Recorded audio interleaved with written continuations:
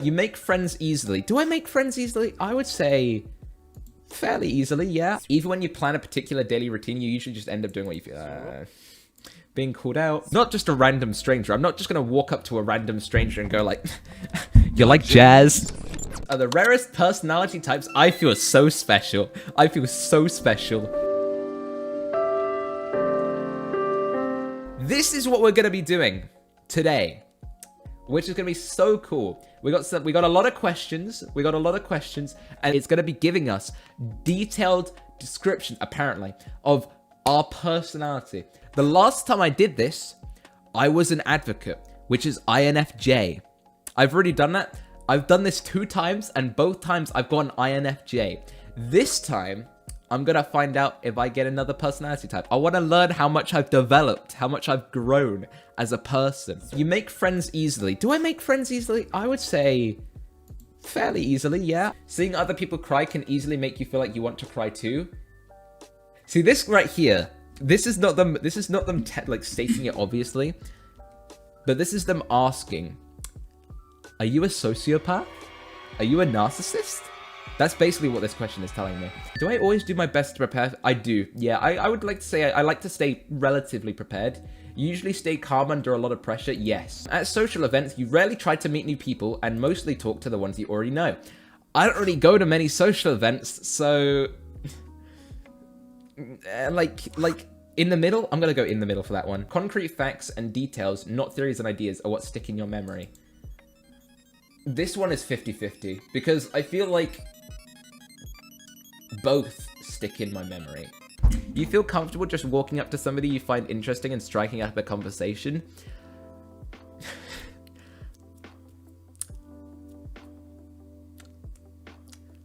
Yes and no. Not just a random stranger. I'm not just gonna walk up to a random stranger and go like, you like jazz? No, I'm not gonna walk up to like some random stranger and do that. I feel like that's 100% from me. I feel like sometimes I feel like I could do that if I needed to. Discussing various interpretations and analysis of a work of art is not really that interesting. Oh no, I find that really interesting. I love doing that. That's like my favorite conversations to have. You're more inclined to follow your heart than your head. 50-50. I like to keep it both. I like to keep like balance of emotions and also actions at the same time. Even when you plan a particular daily routine, you usually just end up doing what you feel. Being called out. You like books and movies that make you figure out what they are really about? Yeah. You like hearing different perspectives on social or political issues? Yes. You'd rather work with a competent person than a nice one. I'm gonna put 50-50 for that one. You usually prefer to be around others rather than on your own. 50-50. You become bored or lose interest when the discussion gets highly... No, I love that. You find it easy to empathize with a person whose experiences are very... Yes, I find it very easy to empathize with people. You usually postpone finalizing decisions for as long as possible. No, I like to make a good decision. I think if I spend too long on a decision, that is not very cash money. You often contemplate the reason for human existence or the... Basically, am I having an existential crisis? I mean, I don't really contemplate it anymore. Sometimes, yeah, but not really much.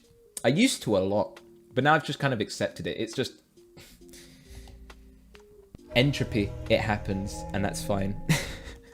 You like to have a to-do list each day. Yes, I feel like otherwise I really do struggle. You rarely feel insecure. Not anymore. I used to be really not anymore. I used to be really insecure, but I'm not really as much now. I'll put it down to that, actually. You spend entire weekends all by yourself. Yes, easily. Easily. Your personal work style is closer to spontaneous bursts of energy than organized and consistent efforts. I try so hard to make it organized and consistent efforts, but it really is that, and I hate it, because I really wish that I could get that down. You would love a job that requires you to work alone most of the time. Yeah, I feel like that's pretty much what this job is. You're always curious about why something happens the way it did. Yeah, like, ish. Yeah, ish. You often feel overwhelmed. Yes. All the time. Sometimes. You feel more drawn to places with busy, bustling atmospheres than quiet, intimate places? No.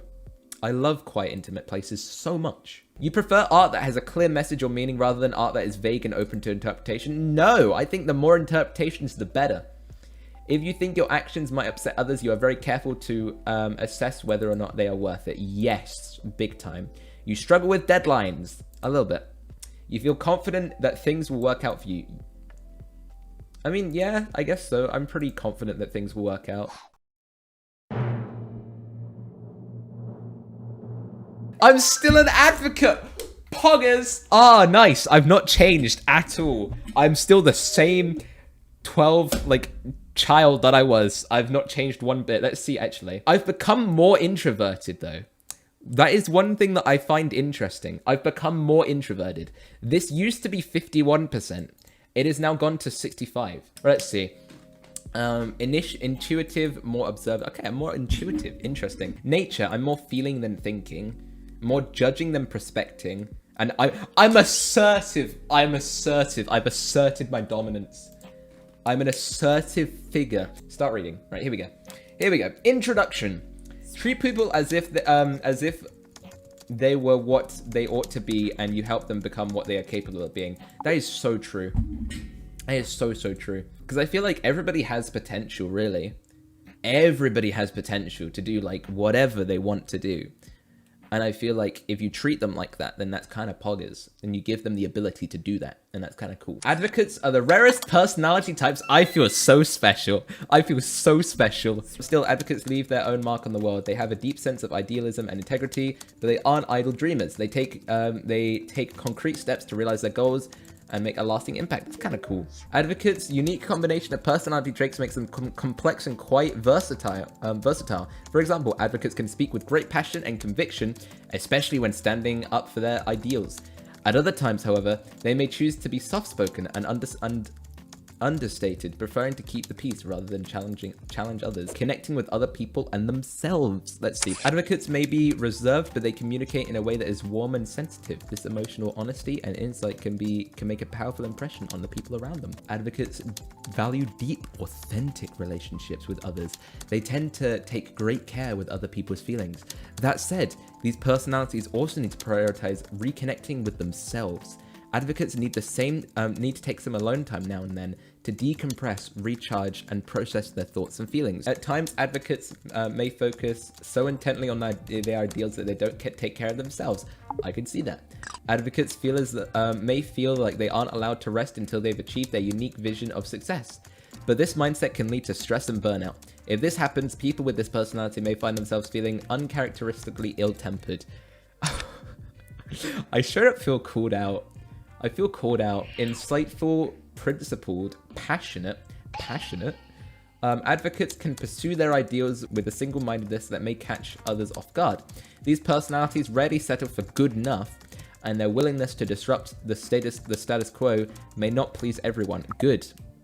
That said, advocates' passion for their chosen cause is a key aspect of their personality. Advocate weaknesses? I don't have any weaknesses. I don't know what you're talking about. We don't have any. We don't have any. Altruistic. Advocates generally aim to use their strengths for the greater good. They rarely enjoy succeeding at other people's expense. They tend to think about how their actions affect others. And their goal is to behave in a way that will help others around them and make the world a better place. Oh, this one will be interesting. Let's see what's in here. What is this like? I'm learning so much about myself. Oh god, this is the long paragraph. Tend to take the process of finding a romantic partner seriously. True, I do take it quite seriously. People with this specific personality type look for depth and meaning in their relationships, preferring not to settle for a match that's founded on anything less than true love. It can take time for advocates to find a compatible partner. Some people think that advocates are too choosy, and it's true that these personalities can have unrealistic expectations. Some advocates might hold out for a perfect partner or relationship that ultimately doesn't exist. Is this real? Question mark. Advocates care about integrity. They tend to bristle when people try to change them or talk them into something that they don't believe. As a result, advocate personalities gravitate toward partners who appreciate them as they are.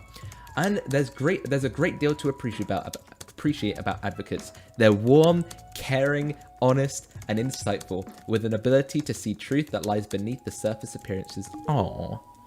People with this personality create a depth to their relationship that can hardly be described in conventional terms.